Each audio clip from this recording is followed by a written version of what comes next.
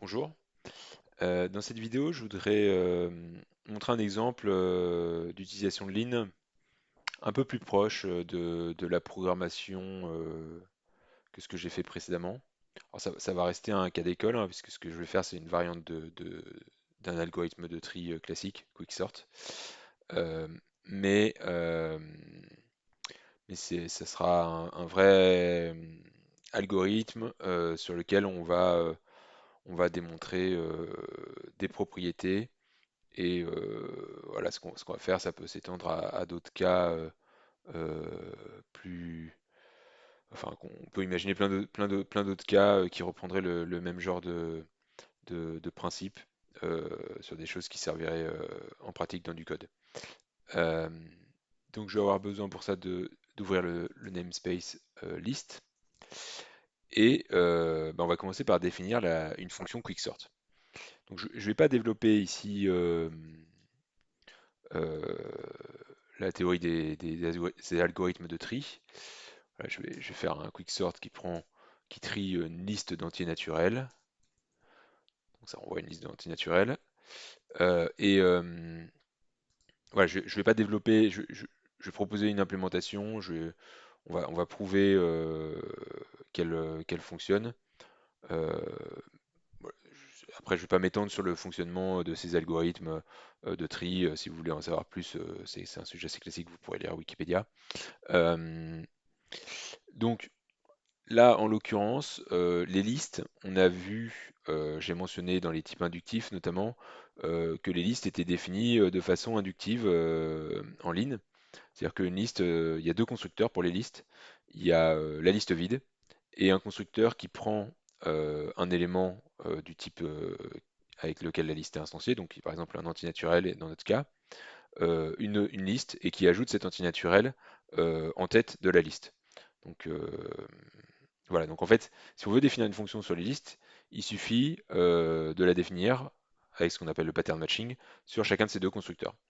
Donc en l'occurrence, la liste vide, si on trie la liste vide, on obtient en sortie la liste vide. Ça c'est assez trivial. Et le cas qui va être plus intéressant, c'est le cas où on a une liste donc, qui est composée d'une. Donc là, ce que j'ai appelé pivot, ça va être la tête de la liste. Ça va être un antinaturel. Et reste, ça va être la queue de la liste. C'est-à-dire, c'est c'est si c'est une liste de taille n, ça va être les n-1 éléments qui suivent. Euh, alors, en l'occurrence, c'est une liste non vide, donc on peut supposer qu'elle est taille n plus 1. Et donc là, on va avoir le pivot et là, n éléments dans reste. Euh, donc, le quicksort, on peut l'implémenter de façon assez simple, hein. En fait, on sépare la liste en deux sur la base du pivot. On sort le pivot, on trie les deux sous-listes qu'on a, euh, donc l'une contenant les éléments qui sont plus petits que le pivot, l'autre les éléments qui sont plus grands, et on concatène le tout. Donc plus concrètement, on fait, il y a plusieurs façons de procéder, hein, mais j'en propose une là. Euh, on trie la liste de queues, euh, donc comment on peut faire ça pour construire cette liste? On construit par exemple tous les éléments qui sont strictement plus petits que le pivot, et on trie cette liste. Ça nous donne une première liste. On lui ajoute à sa suite le pivot. On sait que le pivot, il vient forcément après cette première liste, puisque tous ces éléments de cette première liste sont strictement plus petits que le pivot. Puis, on va ajouter ce qui manque, c'est la liste triée des éléments qui sont plus grands que le pivot.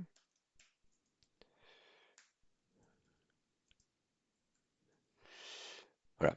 Alors évidemment, il peut y avoir des duplicats dans cette liste. Par exemple, il peut y avoir deux antinaturels identiques. euh, et le pivot peut être l'un d'eux. Donc c'est pour ça que j'ai besoin d'avoir l'une des deux inégalités qui est non stricte, pour bien prendre en compte le pivot avec sa multiplicité s'il est représenté plusieurs fois. Donc ça suffit comme définition. Si on utilisait un langage de programmation plus classique, ça suffirait, ça serait une définition récursive qui serait valable. Seulement ici, c'est pas accepté. parce que on n'a pas montré que cette fonction terminait. Alors des fois, Lean va accepter des fonctions récursives sans qu'on ait montré qu'elles terminent, parce qu'il va être capable d'inférer lui-même une preuve de terminaison. Euh, Là, ici, c'est pas le cas, et il a besoin qu'on l'aide pour montrer que ceci termine. Euh, on peut déjà vérifier, voir avant de prouver, voilà, je vais temporairement le marquer unsafe pour pouvoir utiliser quand même ma fonction. Et on peut essayer de voir si ça nous donne vraiment, euh, si ça trie vraiment les listes. Donc on va mettre 42, 12, 25, 3, 7, 7, 76. Voilà. Et là, on a 3, 7, 7, 12, 25, 42, 76. Donc notre fonction, elle a l'air de fonctionner, en tout cas sur cet exemple. Donc maintenant, je vais retirer le unsafe. Donc j'avais déjà mentionné, je crois, mais unsafe, c'est une façon de passer outre les vérifications de ligne et de dire, bah, je veux pas, je fournis pas de preuves, prends ma fonction telle quelle. Donc on casse un peu l'intérêt de ligne. Euh, donc je vais pas faire ça. Et je vais donc lui donner une preuve de terminaison. Et là, je vais utiliser en fait ce qui est suggéré ici. Je vais utiliser une tactique termination by. Euh, donc, pourquoi est-ce que cette fonction termine? En fait, elle termine parce que quand on lui donne une liste de taille n plus 1, donc avec n éléments dans reste et le pivot en tête, elle appelle récursivement la même fonction quicksort avec deux listes qui sont chacune obtenues à partir de la liste reste de taille n qui est filtrée. Donc, ces deux listes qui chacune sont de taille inférieure ou égale à n. Et donc la taille de l'argument décroît à chaque appel récursif. Donc ça finira par atteindre, donc décroît strictement à chaque appel récursif, donc ça finira par atteindre 0 à un moment. Euh, donc voilà, c'est simplement cette idée-là qu'on veut faire passer à Lean pour que notre fonction soit acceptée. Et donc il y a une tactique qui s'appelle termination by. Et cette tactique, en fait, on peut lui donner une fonction, et en l'occurrence, c'est une fonction qui va prendre une liste. Donc là, L, ça va être la liste passée en entrée, et on va dire que ce qui décroît, c'est L.length. Donc la taille de la liste décroît, donc on lui indique que c'est la taille de la liste qui décroît. Alors là, il est toujours pas satisfait parce qu'il faut que je lui dise, il faut que je prouve qu'elle décroît. Donc là, je le fais avec decreasing by. Et, et là, je suis amené à devoir prouver que cette taille de liste décroît.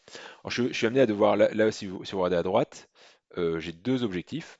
Je dois prouver deux choses parce qu'en fait, il y a deux appels récursifs à quicksort. Donc, je dois prouver dans le premier quicksort qui est là, donc que alors il a été écrit un peu différemment, mais ça correspond à ce que j'ai ici, que la longueur de la liste euh, passée en argument est strictement plus petite que la liste d'entrée. Et je dois prouver la même chose pour le deuxième appel à quicksort. Alors, vous allez voir dans cet exemple, il y a un truc qui est un peu embêtant, c'est le attache ici. Il y a attache et unattache. On comprend pas trop ce que c'est, sachant qu'on n'a pas ça dans notre code ici. En fait, c'est un peu un artefact de choses internes dans Lean. En gros, pour faire simple, c'est quand ça attache donc de l'information en plus dans les éléments de la liste qui est filtrée. Il attache l'information à chaque élément qui appartient à la liste d'origine. Bon, je vais un peu passer ça sous silence, donc il y a des étapes où ça va un peu me complexifier ma preuve, mais j'ai juste éliminer ça et je commenterai pas trop cette partie-là parce que c'est vraiment des détails internes, c'est pas très intéressant pour l'idée de la preuve. Et donc on va essayer de prouver ce premier objectif. En fait, euh, il se trouve que là, j'ai déjà essayé hein, et on peut le prouver de façon très simple. On peut faire un simple. Alors, simple, c'est une tactique qui essaye d'appliquer différents lemmes pour simplifier l'objectif. Donc, par exemple, on voit que là, on est passé de devoir prouver ça, et la ligne d'après, l'objectif est devenu ça. Notamment, il a transformé le pivot rest length en rest length plus 1. Il y a eu une petite modification aussi sur l'utilisation de la tâche justement au-dessus. On peut voir d'ailleurs ce qu'il a fait si on veut, là, comme ça. Voilà. Euh, et il y a une autre tactique lean qui est un peu magique, c'est grind, qui permet de résoudre des fois des choses qui sont pas triviales. Et là, il se trouve que si je fais ces deux choses-là, ça suffit et que le premier objectif a été prouvé. Et en fait, comme les deux objectifs sont très similaires, ce que je peux faire, c'est faire exactement la même chose pour l'autre objectif. Et plutôt que de réécrire, là, je pourrais écrire encore, je pourrais dupliquer ce que j'ai fait là. Alors, si je fais ça, voilà, bon, bah là, on a prouvé la terminaison de la fonction. Mais en fait, je vais faire all goals. Je vais supprimer ça. Oups. Là, je vais indenter ça.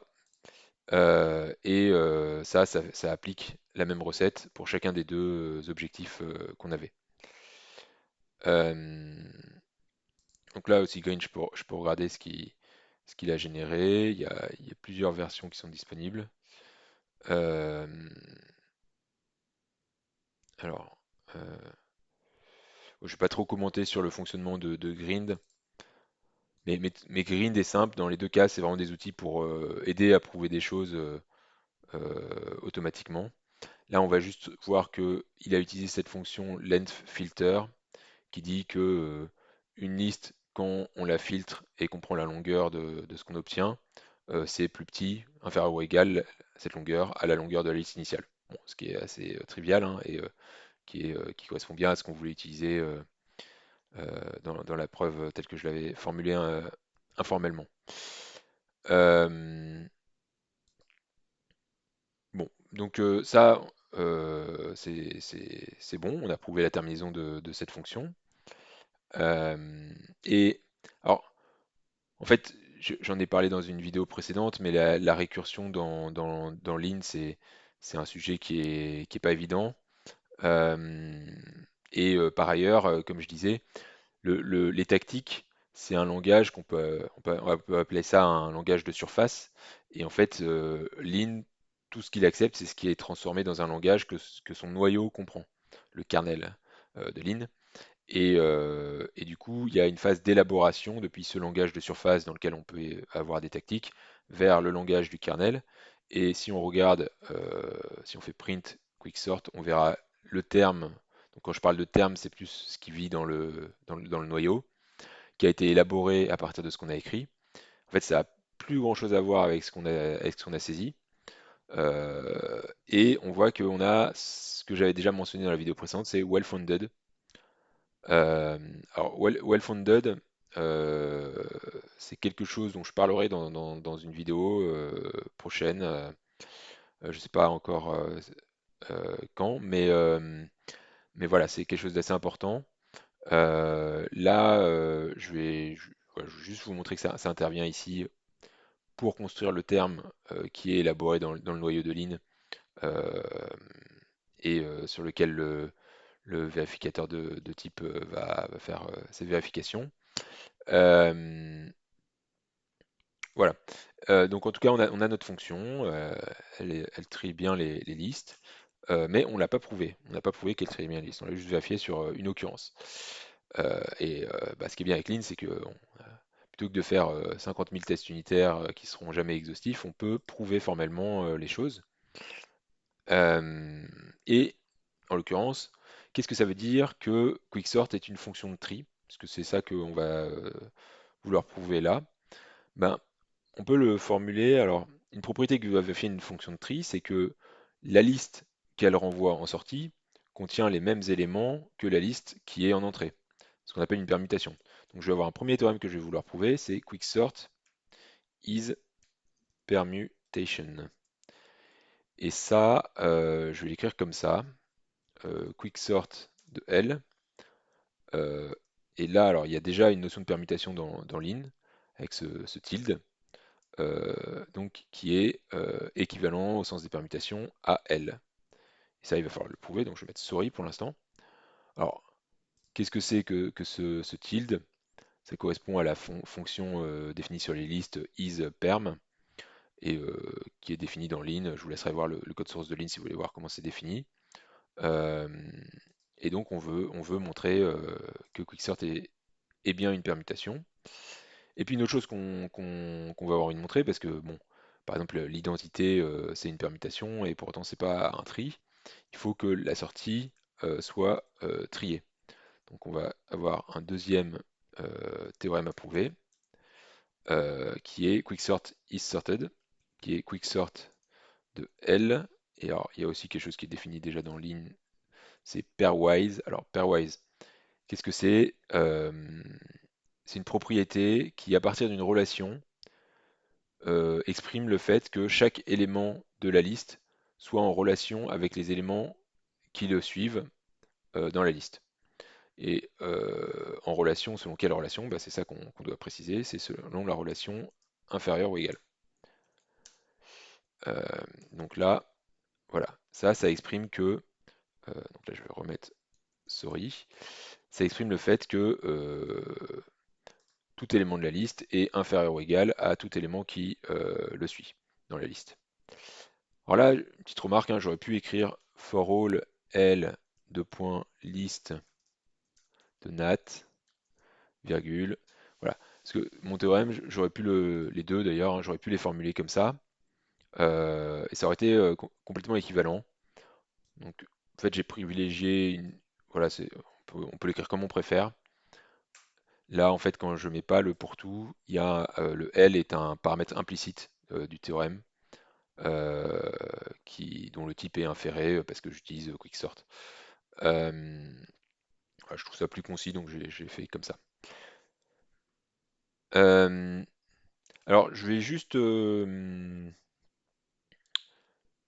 prouver le premier théorème, euh, et puis le deuxième, bah, vous pourrez essayer de le prouver vous-même. Alors là, le premier, c'est un peu plus court. Le deuxième, Euh, voilà, il y a un peu plus de. Dans les deux cas, c'est pas des preuves compliquées, hein, informellement, en tout cas, elles sont assez simples, mais il y a des subtilités qui sont dues à Lean et à la façon dont les choses sont modélisées. Euh, donc voilà, je vais faire le premier, et puis de toute façon, je vous mettrai un lien euh, en description avec le code complet de tout ça. Euh, donc euh, là, alors, je vais utiliser des tactiques hein, parce que pour ce genre de preuve, c'est quand même beaucoup plus simple. Alors, qu'est-ce qu'on a envie de faire là? Donc, on doit prouver, étant donné une liste L d'antinaturel, que quicksort de cette liste est une permutation de la liste. Euh, En fait, euh, globalement, bon, si c'est la liste vide, c'est assez trivial.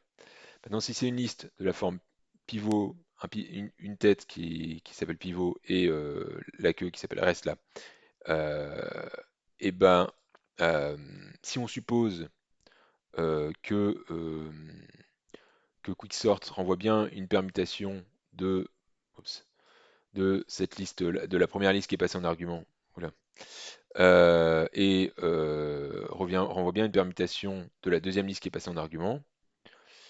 On a aussi que la concaténation de ces trois termes est une permutation de la liste pivot concaténée avec rest. Pourquoi? Parce qu'en fait, ces trois termes scinde en trois en fait la liste. C'est-à-dire qu'en fait on a deux grosses parties qui sont le filtre sur les. Enfin, on a séparé d'abord le pivot en retirant la tête, donc on le remet au milieu, et puis on prend tous les éléments qui sont strictement plus petits, et là les éléments qui sont supérieurs. Donc on a une partition de la liste en trois morceaux, et on la reconstitue. Donc en fait, tout ce qui nous reste à vérifier, c'est que ces deux sous-appels renvoient bien des permutations des listes qui leur sont passées. Et en fait, si cette propriété est vraie pour les sous-listes considérées ici, alors globalement, elle sera vraie voilà, par induction, euh, c'est-à-dire par une sorte de récurrence.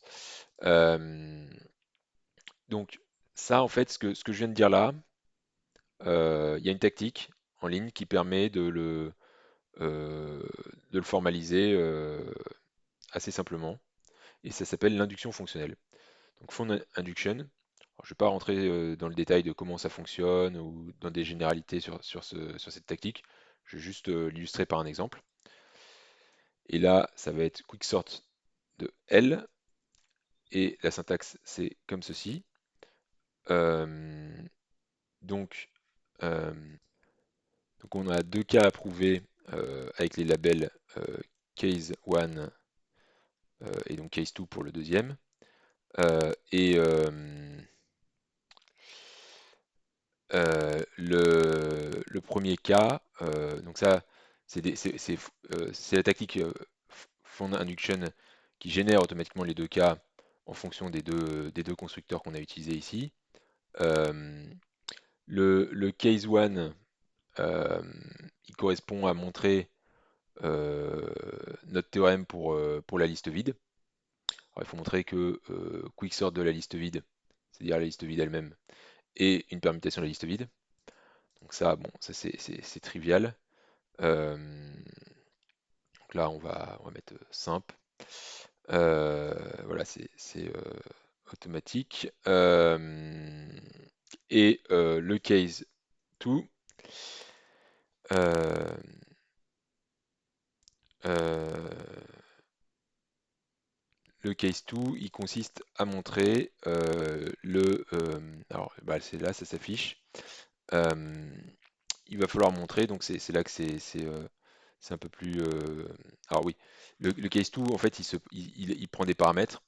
Il prend des paramètres, donc il est paramétré par les éléments du constructeur et par des hypothèses de récurrence. Donc on a pivot, rest qui nous sont passés. Et puis on a des hypothèses HL, donc l'hypothèse que je vais appeler gauche et l'hypothèse droite. Et alors, qu'est-ce que c'est que ces hypothèses? Euh, Si on regarde ici, HL, c'est une hypothèse qui va exprimer, alors bon, il y a les petites subtilités liées à attache, nattache, que je passe sous silence, mais grosso modo, c'est l'hypothèse que le quicksort de la sous-liste ici est une permutation de cette sous-liste. Donc on veut démontrer sous l'hypothèse HL que quicksort de la sous-liste est une permutation de la sous-liste de gauche ici, et sous l'hypothèse qui va être HR, donc qui est ici, que quicksort de la sous-liste de droite est une permutation de la sous-liste de droite, on veut démontrer que, donc notre objectif, que le quicksort de l'ensemble, qui est donc défini comme la concaténation de ces trois termes, est une permutation de l'ensemble, c'est-à-dire pivot et reste. Voilà, donc ça c'est le plan. Euh, et alors, euh, je vais juste faire une petite simplification pour ces histoires de attache, nattache, que je vais pas discuter plus que ça. Je vais utiliser ça, enfin, voilà, c'est juste quelque chose en fait qui fait, voilà, qui va nous simplifier. Vous allez voir les hypothèses. Là, elles sont assez moches à cause des histoires de attache, nattache. Bon, j'ai dit que j'entrais pas dans le détail. Donc on va mettre HL, HR. Là, ça nous les a modifiés vers des choses qui sont déjà un peu plus simples. Et pour les simplifier encore, on va faire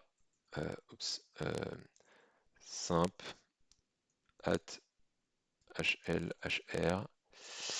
Et là, on obtient des hypothèses HL et HR qui sont beaucoup plus concises et qui correspondent à ce qu'on avait en tête dans la discussion informelle. C'est-à-dire que notre hypothèse de gauche, c'est que le quicksort de la liste de gauche est une permutation de la liste de gauche, et pareil pour la liste de droite. Voilà, donc là, je vais juste mettre en évidence voilà, que ça a juste fait des choses avec unattache et attache. Et voilà, donc là euh, on a plusieurs, oui. Alors là maintenant, il se trouve que j'ai 5 objectifs parce que en fait j'ai des choses qui sont apparues. euh,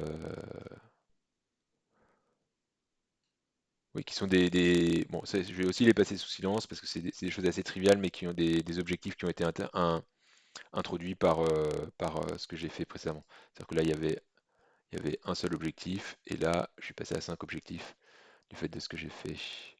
Ok, bon, c'est pas grave, on va commencer par l'objectif principal qui est ce qui nous intéresse, et les autres, on pourra les traiter très simplement. Euh, donc là, notre objectif principal, c'est de montrer que la grosse concaténation qu'on a ici est une permutation de ce qu'on a en entrée. Donc voilà, c'est ce que vous voyez. euh, c'est ce que vous voyez ici, l'objectif ici. Et ça, en fait, on va utiliser deux résultats intermédiaires. Donc le premier qu'on va utiliser, c'est, alors je vais l'appeler H0, c'est que euh, la liste de queues, c'est une permutation de, euh, de la concaténation de nos deux listes, des deux sous-listes. C'est-à-dire que là, j'ai ça. En fait, on a séparé en deux les choses. Et ça, on va juste utiliser ça comme un résultat intermédiaire. Euh, pour l'instant, je vais mettre sorry. Voilà, donc un premier résultat intermédiaire qui va être utile, c'est de montrer qu'on a découpé en deux la liste reste en faisant ces deux filtres. Puis un deuxième euh,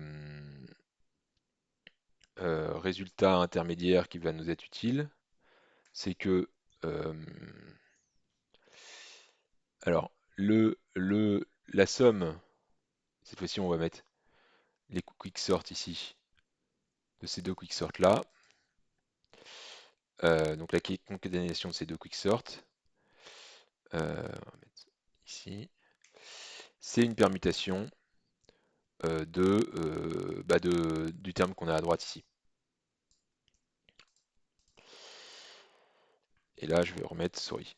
Donc pourquoi je fais ça en fait? Euh, ben, Ce que je veux montrer, c'est que le reste est une permutation de ceci, que le quicksort, donc les deux termes que j'ai là, quand on les ajoute l'un à l'autre, sont aussi une permutation de ceci. Donc en fait, ce terme-là plus ce terme-là, c'est une permutation de reste. Et comme ensuite j'ajoute le pivot, on espère que Lin va deviner tout seul que avoir mis le pivot au milieu ou l'avoir mis en tête, ça change pas le fait que ça soit une permutation globalement. Euh, donc c'est exactement comme ça que je vais procéder. Alors pour l'instant j'ai mis des souris, mais on va voir déjà si c'est accepté. Et là, donc j'ai 5 goals. Alors je vais essayer simple. Alors simple, qu'est-ce qu'il me fait? Il me laisse, il n'a pas permis de clôturer le goal. On va essayer avec grind. Ah, bah avec grind, j'ai fermé l'objectif. Euh, alors est-ce que j'avais besoin du simple? Parce que souvent grind est plus puissant. Non, j'aurais pu juste mettre le grind. Donc voilà, on a éliminé l'objectif principal. Et là, il nous reste juste des sous-objectifs qui sont en fait des résidus euh, de, de ce que j'ai fait avec unattach filter au début, et qui sont en fait des choses assez triviales. Donc je pense que grind va tous être capable de les traiter. Donc je vais mettre all goals, grind, voilà. Euh, il n'a pas réussi.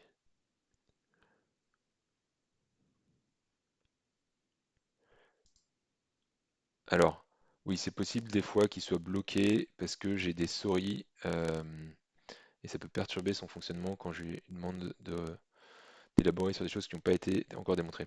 Donc, on va prouver. Alors là, les preuves sont pas très compliquées. Bon, par exemple, celle-là, euh, Bah, sur la base de HL et HR qui nous disent que euh, chacun lui est une permutation de lui et lui est une permutation de lui, il suffit d'ajouter ces deux permutations. Alors ça, il y a quelque chose qui le fait. Enfin, il y a un lemme qui est perm.append qui nous dit quoi? Il nous dit que la somme de deux permutations, enfin si L1 est une permutation de L2 et T1 une permutation de T2, la somme des deux est une permutation de la somme des deux autres. Donc ça, c'est exactement ce dont on a besoin avec HL et HR. Ah, ben voilà, rien que de mettre ça, ça fait que le grind ici fonctionne. Et il faut quand même résoudre le sorry, hein, c'est pour ça qu'il me met là, il met use sorry. On n'a pas prouvé les choses tant qu'il y a un sorry. Et là, alors là, je vais avoir besoin d'une tactique. Euh, je vais utiliser grind. Mais alors, grind tout seul arrive pas à résoudre ça. En fait, je vais lui donner un petit indice. Je vais lui dire qu'il peut utiliser. Alors, il y a quelque chose qui. Qu'est-ce qu'on veut faire en fait, hein? On veut dire que rest est une permutation de la somme des deux listes filtrées à partir de rest. Euh, et alors, il y a quelque chose qui s'appelle filter append perm. Ah bah voilà. Non, non, il n'a pas réussi. Alors, qu'est-ce que c'est que filter append perm? Ça dit si on applique un filtre à une liste, euh, si on prend ceux qui passent le filtre concaténé avec ceux qui ne passent pas le filtre, on a une permutation de la liste d'origine. Donc là, ça prend en argument quoi? Ça prend en argument le filtre et la liste. On va lui passer en argument le filtre et la liste. Le filtre, c'est, par exemple, il faut donner l'un des deux, on va mettre le inférieur, c'est que on va pivot. Et la liste reste. Euh, ah, il a réussi. Il semblerait qu'il a réussi. Donc voilà, en fait, là, je l'ai mis sur la voie, Grind, en lui donnant un résultat intermédiaire qui l'a aidé à trouver une stratégie qui fonctionne. Euh, Bah voilà, on a prouvé, oui, il n'y a plus de souris ici. On a prouvé ce premier résultat, donc que Quicksort est bien une permutation. Et bah, le résultat qui reste à prouver, c'est que l'image de Quicksort est une liste triée. Et ça, comme j'ai dit, je vais le laisser de côté. Je veux juste faire une dernière petite remarque. C'est bon, là j'utilise l'éditeur en ligne de Lean en ligne. Mais voilà, quand on fait de la programmation comme ça, Lean, on peut l'utiliser en local et on peut faire tourner un programme Lean en lui envoyant des arguments par l'entrée standard. Et voilà, donc bah, typiquement là, si j'ai rajouté une fonction main args, voilà, donc si, si je rajoute une fonction main, alors je vais juste l'écrire, hein. Je ne vais pas rentrer dans le détail de ce que ça fait. Euh, les gens qui ont fait de la programmation fonctionnelle s'y retrouveront sans doute mieux. Quicksort.